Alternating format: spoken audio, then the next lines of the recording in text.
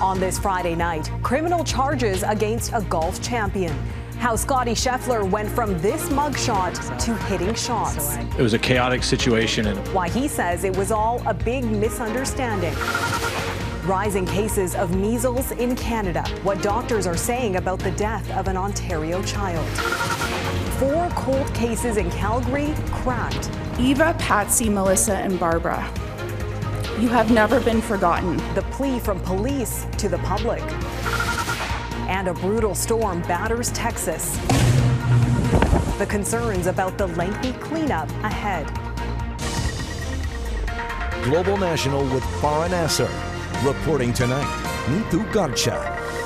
Good evening and thanks for joining us. The planet's best male golfer traded his clubs for a pair of handcuffs today. On what was supposed to be a routine drive into work, Masters champion Scottie Scheffler ended up under arrest over what the golfer is calling a big misunderstanding. Eric Sorensen breaks down the incident along with the tragic accident that led to an unprecedented day at one of the golf world's biggest events. That he even showed up was a surprise to some. Scottie Scheffler then teed off and birdied his first hole. Astonishing, considering 4 hours earlier he was under arrest. Guys. Scheffler in handcuffs, asking for help at the scene where earlier a tournament worker was killed by a bus. Later, Scheffler tried to drive into the Valhalla golf course, and according to an ESPN reporter, an officer told him to stop, then grabbed onto the car and was dragged to the ground till Scheffler stopped several meters later. Right now, he's going to jail. Okay? He's going to jail, and it ain't nothing you can do about it. The officer was hospitalized with cuts and bruises, and Scheffler, charged with assaulting a police officer and other driving offenses, was made to wear an orange jail shirt for a mugshot. In a statement, Scheffler said it was a big misunderstanding of what I thought I was being asked to do. His lawyer explained. Unaware that there had been a arrest, he proceeded like they'd been instructed to. After his round, Scheffler expressed condolences to the family of the accident victim, but said little about his arrest. it was a chaotic situation and a big misunderstanding, and I can't comment on any of the specifics of it. I did spend some time stretching in a jail cell. That was a first for me. Scheffler, the top-ranked golfer in the world, is widely viewed as one of the most courteous, down-to-earth sports superstars. Scottie is just a very, very kind person. He's, his faith comes first. He just became a father for the very first time about 8 days ago. With fans cheering him on, how did he put the distractions aside? I was shaking, almost, I would say, in shock and in fear. And so coming out here and trying to play today was definitely a challenge, but I did my best. In fact, he shot himself into contention. The final round of the PGA Championship is Sunday, 2 days before his court appearance. Eric Sorensen, Global News, Toronto. A Canadian citizen convicted of attacking the husband of U.S. House Speaker Nancy Pelosi has been sentenced to 30 years in prison. In November, 44-year-old David DePape was found guilty of attempting to kidnap Pelosi and attacking her husband with a hammer. During the trial, DePape admitted he broke into the couple's San Francisco home in October of 2022, intending to hold Pelosi hostage. DePape still faces several charges, including attempted murder in connection with the attack. Some troubling news out of Ontario today. Public health officials say a child under the age of 5 who was unvaccinated against measles has died after being hospitalized for the virus. It's the first death of its kind in the province in more than 10 years. As Katherine Ward explains, it's just the latest development in what's been an alarming resurgence of measles across the country.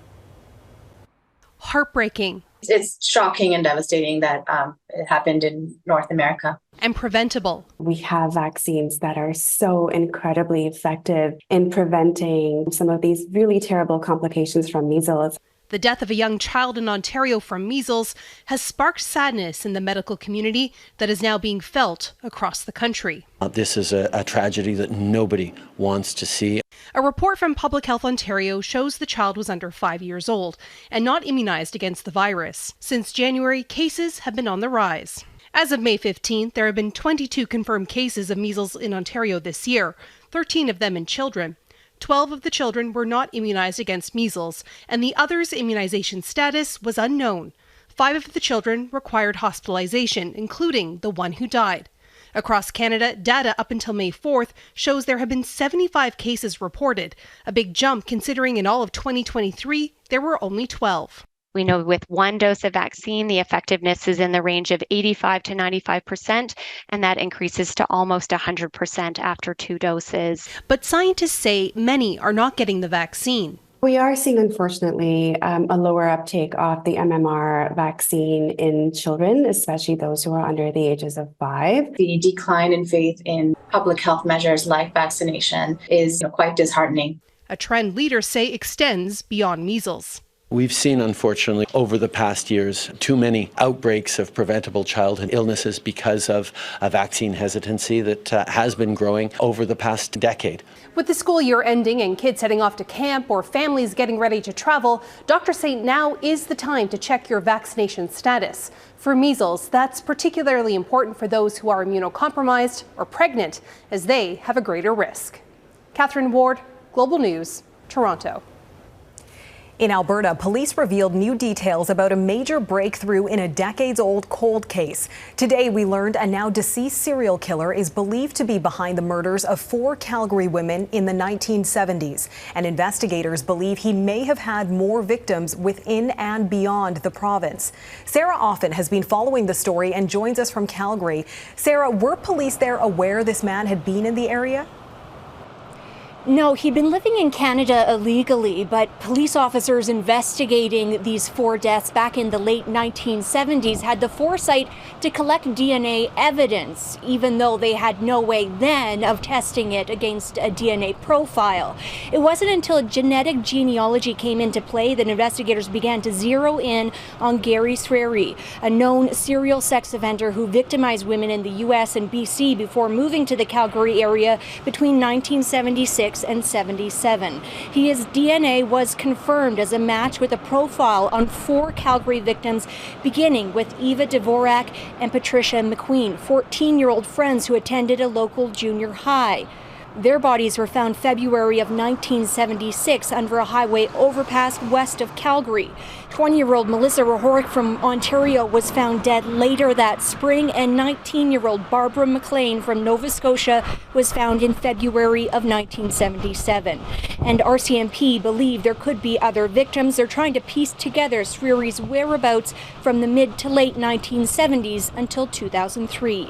We will still continue to try to build that timeline and understand where he was, because that may help us look at other unsolved files, whether it's in Alberta, British Columbia, or frankly someplace that we're unaware of at this stage. Swery, who also went by aliases including Willie Blackman and Rex Long, died of natural causes in an Idaho prison in 2011, where he was serving a sentence for sexual assault. The family of the 4 Calgary victims released statements noting that finding the person responsible for their loved one's death did bring them some closure after almost 50 years of unanswered questions. Nisu? All right, Sarah Offen in Calgary. Thanks, Sarah. There's some good news in the worrying start to Western Canada's wildfire season. Alberta's wildfire service says the out-of-control fire near Fort McMurray hasn't grown since yesterday. Rainfall and cool temperatures are helping, but an evacuation order for 6,600 residents will remain until Tuesday. The weather is also helping crews battle wildfires near Fort Nelson, BC. The closest fire remains 1 kilometer west of the town. The province confirms some structures were destroyed several days ago when the fire first approached Fort Nelson. An evacuation order remains in place for 4,700 people. In Texas tonight, there is a massive cleanup effort underway after a series of deadly storms rolled through the Houston area. The weather is being blamed for 4 deaths, including at least 2 people killed by falling trees. The hurricane-force winds that brought down those trees also knocked out power to nearly 1 million customers. And as Jackson Prosco explains, the concern now is how long people may be left without power. There was no time to prepare for a storm so powerful it left America's 4th largest city in shambles. I just noticed that the sky got very dark and the wind started picking up, so just kind of hunkered down. It happened late Thursday, as a complex line of thunderstorms brought hurricane-force winds that reached over 100 kilometers per hour. along with torrential rain. Please go to the middle of the store now. Shoppers sheltered inside stores. Then the power went out. Downtown Houston took the brunt of it. Windows were blown out of office towers, sending glass and debris raining down onto the street. Some smaller buildings collapsed. We all took cover in the bathroom, windows blowing out, trees flying everywhere. It was crazy. The operator of a cement truck was killed when a crane collapsed onto the cab. High-voltage transmission towers toppled and crumpled. Officials warn recovery will not be quick. We are going to have to talk about this disaster in weeks, not days. No power means no air conditioning. In a region where temperatures are set to soar over the next few days. For weeks, Texas has been battered by severe weather and heavy flooding, but nothing like what rolled through Thursday. The damage is expected to total in the hundreds of millions of dollars. Picking up the pieces could take months. Jackson Prosco, Global News, Washington.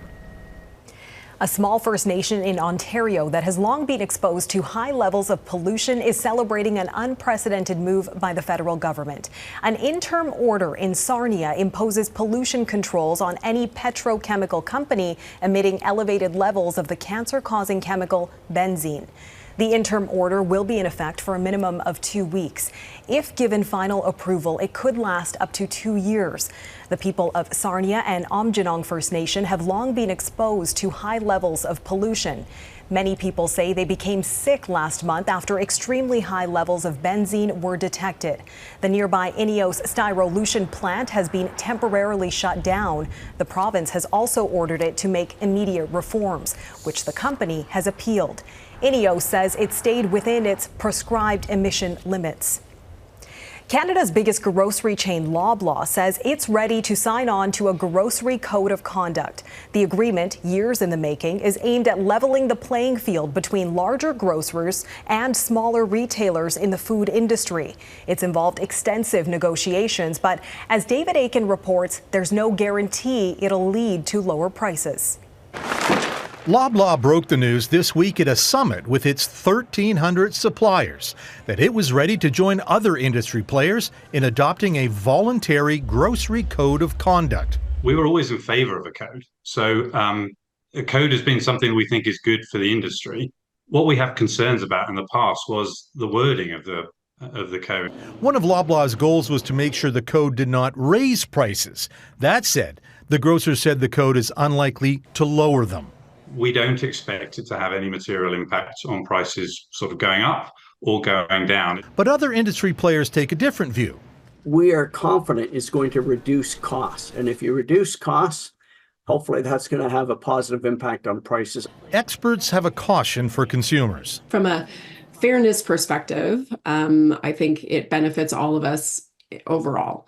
But I think as consumers, we shouldn't get our hopes up that prices are going to change as a result of this. The code has been in the works for 4 years, spurred on by politicians who had heard complaints about how the retail giants were wielding their market power. The code of conduct puts parameters on how much you can ask to level the playing field between grocers and their suppliers, and also between grocers and smaller grocers. Walmart and Costco are the only two major grocery store retailers that have not yet signed on to the Code of Conduct, though industry sources say they expect them to do so soon, perhaps as early as next week. The code, though, will not take effect until June the 1st, 2025. Nathan. All right, David Aiken in Ottawa. Thanks, David. Prime Minister Justin Trudeau is urging Canadians to heed warnings from the director of Canada's spy agency that TikTok is a threat. David Vigneault told the CBC user data from the popular video app could be shared with the Chinese government and potentially build up over time. TikTok says the app has never shared Canadian information with the Chinese government. The federal government banned the app on work devices last year over security concerns. Hecklers at a genocide hearing. Coming up, the protest against Israel at the International Court of Justice.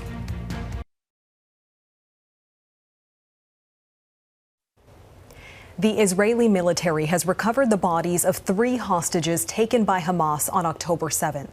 The IDF says the 3 were murdered by Hamas while escaping the Nova Music Festival, and their bodies were taken into Gaza. Hamas seized about 250 people in the deadly attacks. It's unclear how many hostages are still alive, though Israel says there are more than 130 people still missing. Israel fired back at the United Nations highest court today over allegations of genocide and a push to halt its attack on the southern Gazan city of Rafah.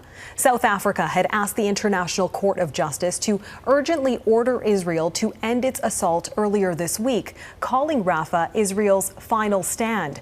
Crystal Gamansing explains Israel's defense and the moment of protest that interrupted it.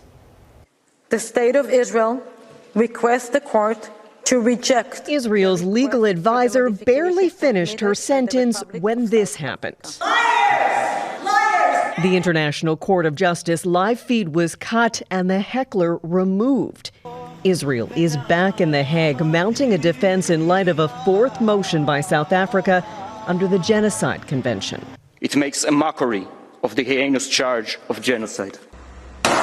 The Israeli delegation said it did not want or start this war and that operations in Rafah are aimed at Hamas and other militants. Israel's Deputy Attorney General said soldiers located and destroyed rocket launching sites, stating 1,400 rockets had been fired from Rafah towards Israel during recent hostilities. South Africa told the court Thursday it must act to stop further destruction of Palestinian lands, protect civilian lives, and prevent Israel from bulldozing possible war crimes.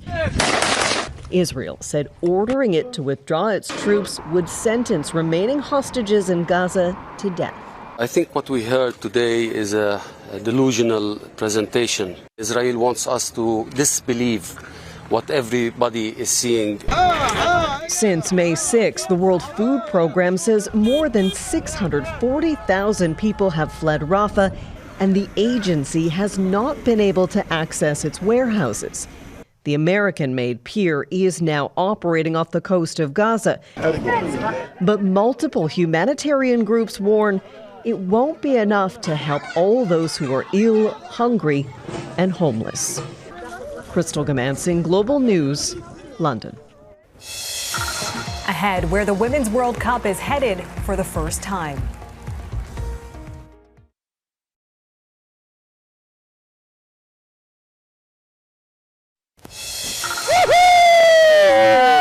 Go Canucks, go!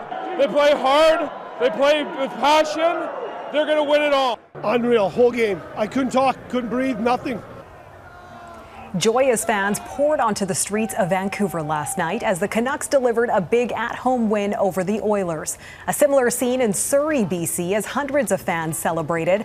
The Canucks will now have a chance to close out the series in Edmonton on Saturday, where a win would send them to the next round of the Stanley Cup playoffs. Canadian swimmer Summer McIntosh has set a new world record by smashing her old one. The 17-year-old shaved nearly 1.5 seconds off her previous record in the 400-meter individual medley. McIntosh set the new time during the Olympic and Paralympic swim trials. She will appear in her second Olympics this summer in Paris. For the first time, the Women's World Cup will be held in South America. And the winner is Brazil! Today, the FIFA Congress selected Brazil to host the 2027 tournament. It beat out a joint European bid from Belgium, Netherlands, and Germany. Risking his life every day. Next, a Haitian journalist describes covering one of the world's most dangerous conflicts.